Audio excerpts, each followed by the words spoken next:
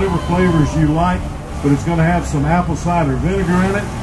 It begins to break down the most muscle fibers and the proteins in the meat and tenderize it.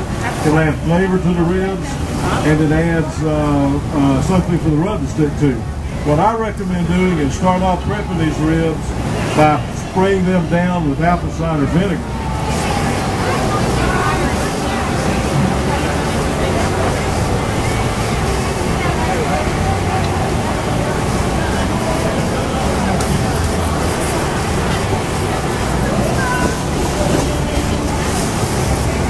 So there's nothing to it, just get a spray bottle and spray down vinegar on the ribs. The next thing you want to do is you want to get some flavor on there. Now I used to do this the night before I cook ribs. And I did that for many years until 2 years ago I talked to Mike Mills, who is probably the most famous barbecue guy in the United States. If you're ever up in Illinois in Murfreesboro, 17th Street Bar and Grill, Mike Mills, an awful nice fellow, knows more about ribs than I'll ever know. And what he taught me was to put the rub on just before you cook these ribs. I said, Mike, why do you do that? I thought you put it on the night before, let the rub work in and work the meat and flavor the meat.